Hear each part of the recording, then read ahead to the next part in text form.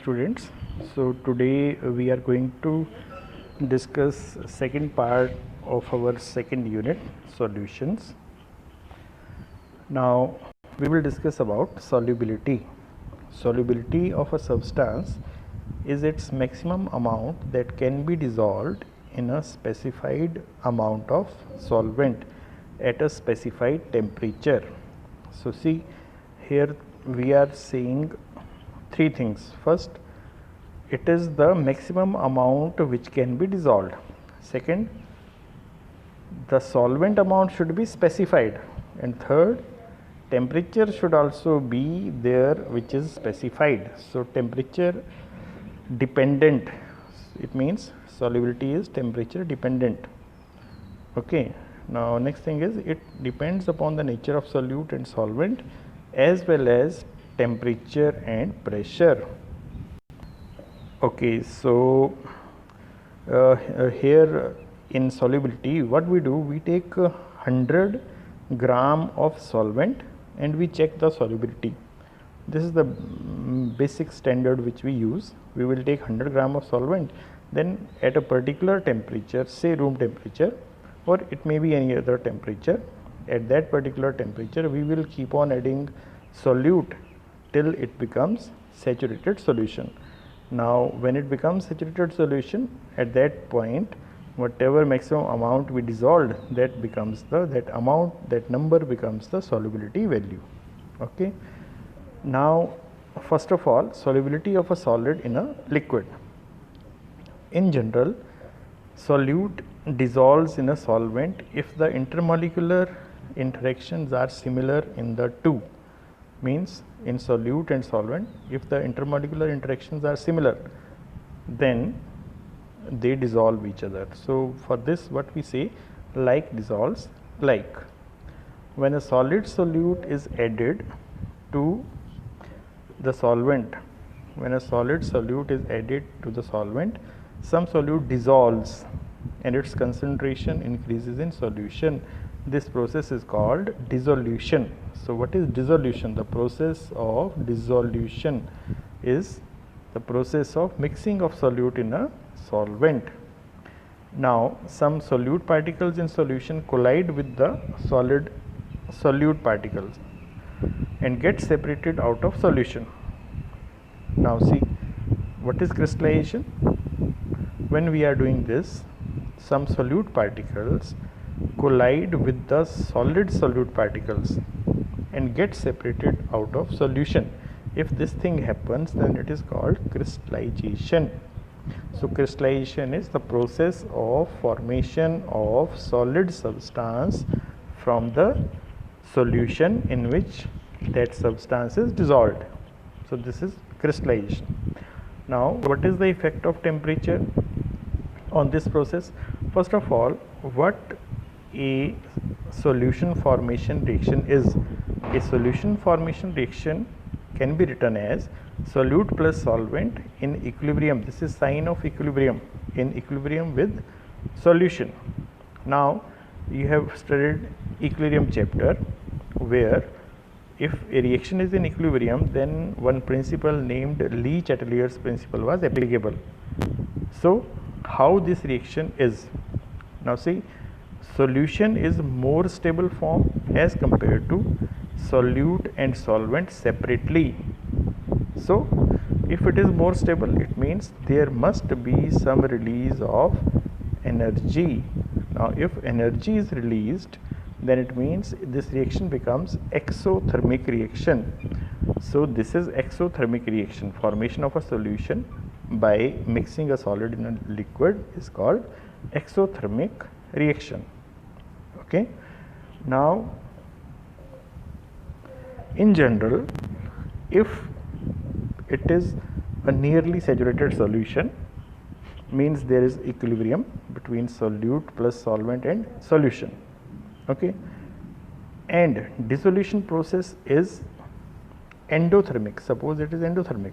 Now in Le-Chatelier principle, what we have studied, if the process is endothermic, then it will increase with the increase in temperature.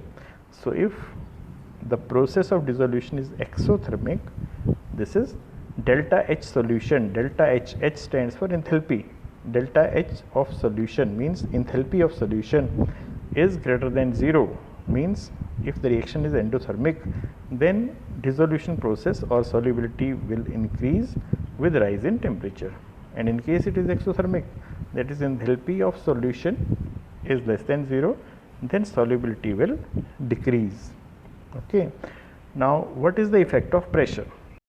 Okay, now see, when we are dissolving a solid in a liquid, then pressure does not have any significant effect on the solubility of solid in liquids. Why? Because in case of solid and liquid, what is there?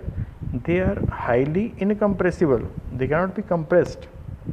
So if we are maintaining high pressure or low pressure, then it will hardly matter in the dissolution process. Okay.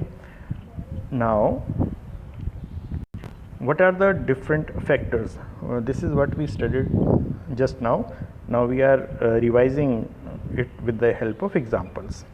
Okay, now see, first of all we did like dissolves like. Okay, like dissolves like. It means polar substance will be dissolved in polar solvent and non-polar substance will be dissolved in non-polar solvent. Secondly, if the intermolecular attractive forces between solute and solvent are stronger, then it means solution formation is easier. Now see, here we have taken one example, ethanol in water. See, these are ethanol molecules. Okay, ethanol is CH3 CH2OH, CH3 CH2OH. Okay, so because of this there is formation of hydrogen bond when we dissolve it in water. So because of formation of hydrogen bonds between water and ethanol molecule, its solubility is very high, or we can say it can dissolve easily. Now let us take one more example. Glucose and cyclohexane we have taken. Glucose, now see, what is the structure of glucose? Okay, now see, in case of glucose there is presence of hydrogen bonding. Okay, now see, this is the formula of glucose. There is presence of OH groups. Okay, this in detail you are going to study in biomolecules chapter. So there you will, what you are going to study in glucose, there is presence of 5 OH groups. There are 5 OH groups in glucose. So now we know that in case of water there are O and H atoms. There is negative charge on H, positive charge on H, negative charge on O and positive charge on H. Okay, so this will form hydrogen bond with OH groups. So because of hydrogen bond formation, it is easily soluble in water. But if we talk about cyclohexane, cyclohexane is C6H12. So in case of C6H12, what happens? There is absence of OH group. Okay, so this molecule cannot form hydrogen bond with water. So this is not soluble in water. Now second topic, solubility of a gas in a liquid. Just now we finished solubility of a solid in a liquid. Now we will start solubility of a gas in a liquid. Okay, now see, here what we have taken, this blue portion represents gas and this is the piston. This is the piston on which we can apply some pressure. Okay, now if here pressure is low, in this case pressure is high. If we are increasing our pressure, then what is going to happen? These are the molecules of gas. Which gas? That gas which is lying above the liquid. This is liquid and this is gas. So if we are increasing our pressure, then molecules of gas will come in liquid and they will keep on dissolving in this. So in this case, where pressure is high, more gas will get dissolved. Okay, so what can we say? we can say increasing pressure above solution forces more gas to dissolve. So it means solubility of gas in a liquid increases if we increase the pressure. Okay, but there was no effect on solubility of liquids and solids in liquids.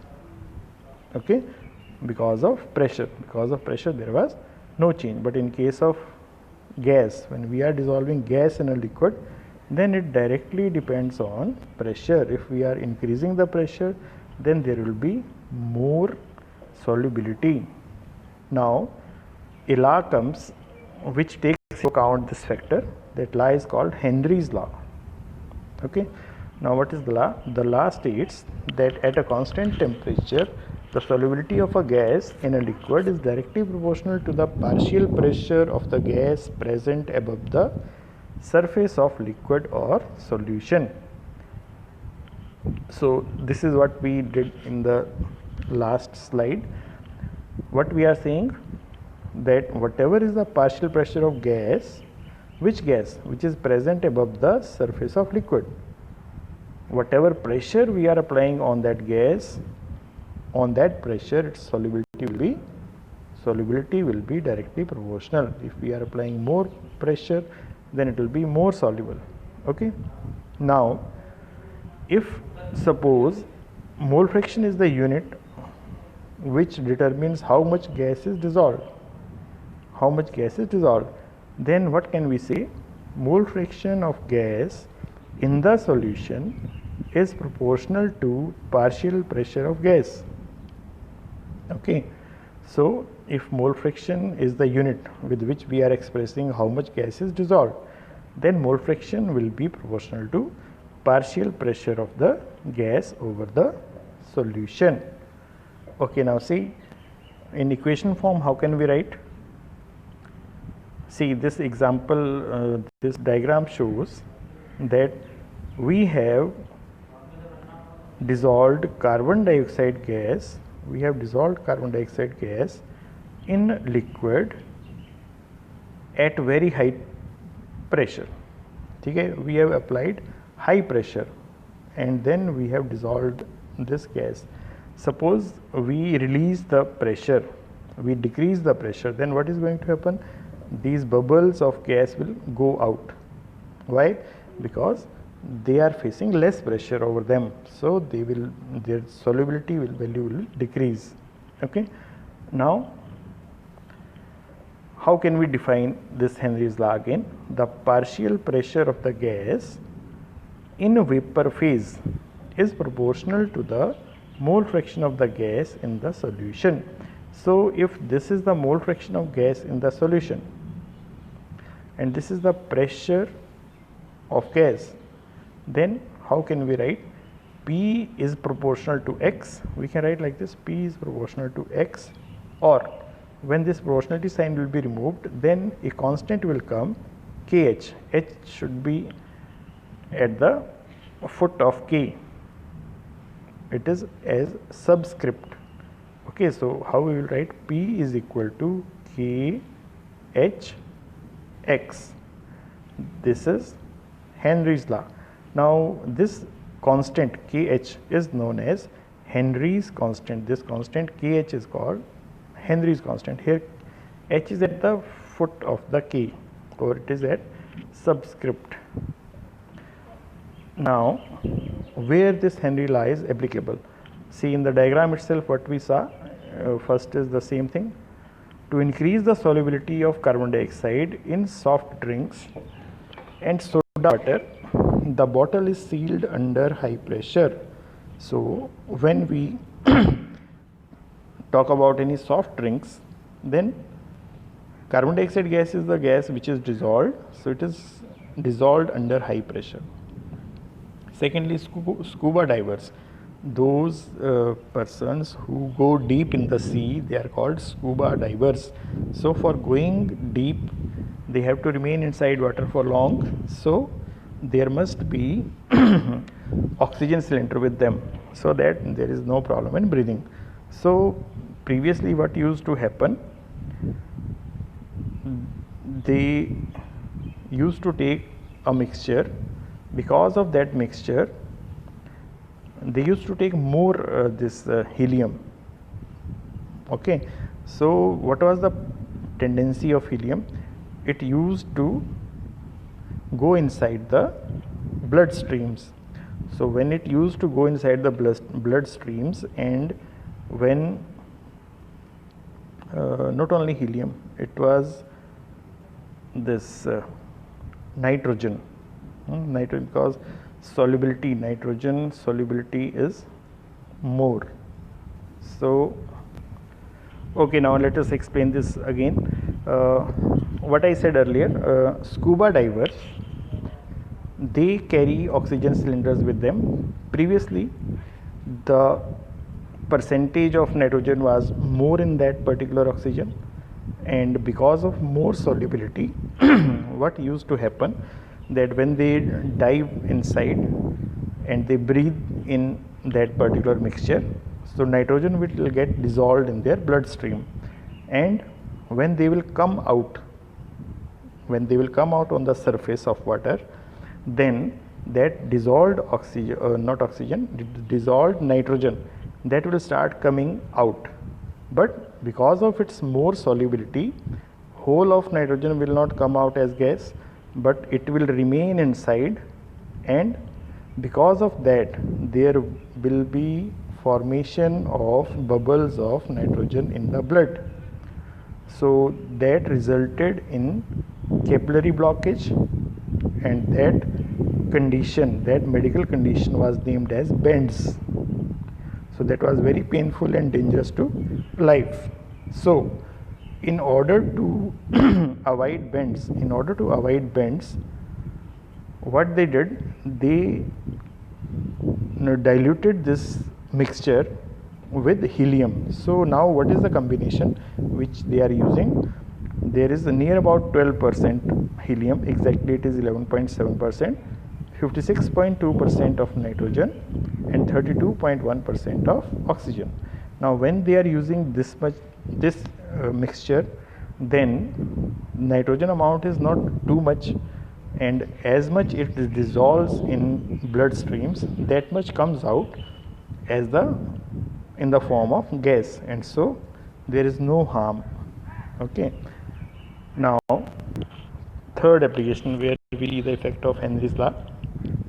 When we go to high altitudes, the partial pressure of oxygen is less. Okay, because when we will keep going down towards the sea level, then its pressure will increase. But when we are going upside at high altitudes, then what will happen? Partial pressure of oxygen will become less. Okay, now because of this less pressure, concentration of oxygen in the blood, that will become low. Okay, so if oxygen percentage in our body becomes low, then we may feel some problems related to breathing, or maybe some other problems. Our tissues may not function properly. Okay, so if such thing happens, then what it will result? Climbers may become weak and unable to think clearly, because oxygen only does everything, whatever activities go on inside our body. If oxygen is less, then we may be unable to think clearly and we may become weak. This condition, this medical condition, is known as anoxia. This is called anoxia. So these are three things which are very important and where Henry's law is applicable. Now what is the effect of temperature? Okay, now see, solubility of gas decreases with rise in temperature. When dissolved, the gas molecules are present in liquid phase, and the process of dissolution can be considered similar to condensation, and heat is evolved in this process. As dissolution is an exothermic process, the solubility should decrease with increase in temperature. Here, this explanation is on the basis of Le-Chatelier's principle. Otherwise, one more explanation you can have: effect of temperature. Okay, now see, when we are having certain solution in which a gas is dissolved, In case we increase the temperature, then what happens? Kinetic energy of the molecules of gas increases. Because of increase in kinetic energy of molecules of gas, they start moving away from each other. When they start moving away, then they will not remain dissolved in the liquid. They will move away from the liquid. So their solubility, or we can say amount of gas dissolved in the liquid, will decrease. So we can say that solubility decreases with increase in temperature because the kinetic energy of dissolved gas molecules increases. Now, on the basis of whatever we have done, you have to solve these assignments and make its regular notes in your notebook. Thank you.